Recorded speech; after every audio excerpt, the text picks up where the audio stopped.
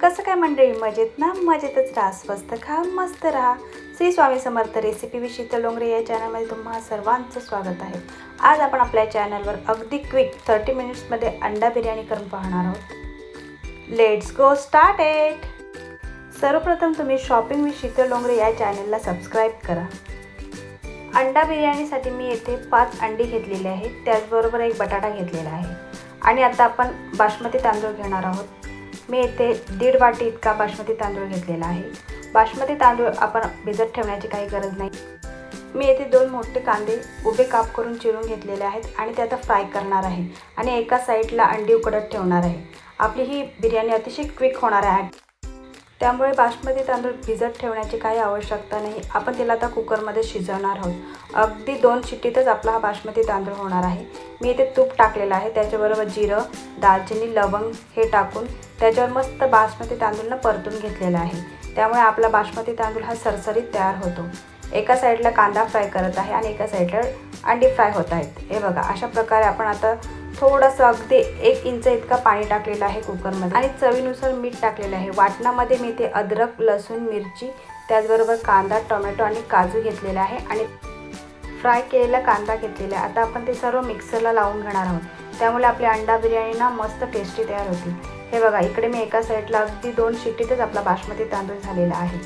जो आपण वाटण तयार केलेला आहे ना, तो सर्वप्रथम थोडा तूप टाकून त्याच्यावर परतून घेतलेला आहे. अगदी कमी पाणी टाकून त्याचबरोबर तुपावर आपण बासमती तांदूळ मारल्यामुळे बासमती तांदूळ अतिशय सरसरीत तयार झालेला आहे. हे बघा, अशा प्रकारे सरसरीत असा बासमती तांदूळ झालेला आहे.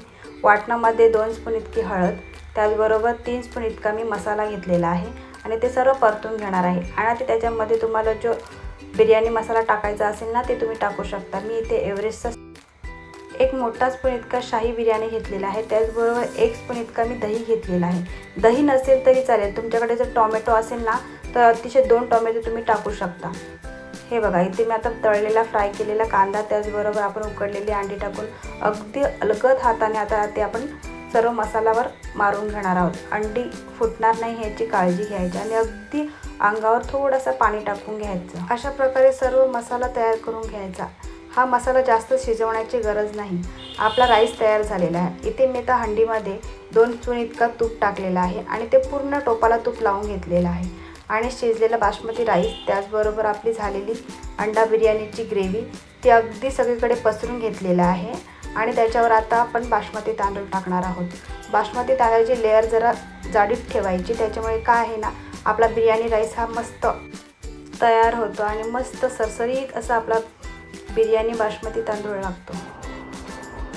येथे 2 लेअरमध्येच आपली बिर्याणी तयार झालेली आहे आणि जो राहिलेला राईस आहे ना, तो आता वरून सोडणार आहे आणि तळलेला कांदा टाकणार आहे. आता आपण जी हंडी तयार केलेली आहे ना, ती अगदी फुल गॅसवर आपण अगदी 2च मिनटं ठेवायचा, म्हणजे जोपर्यंत आपला टोप गरम होत नाही ना, तोपर्यंत ठेवायचा. आणि नंतर मग आपला तवा, जो लोखंडी तवा असतो ना, त्यावर आपण अशा प्रकारे ती हंडी ठेवून द्यायची. म्हणजे काय आहे ना, आपली खाली बिर्याणी लागत नाही.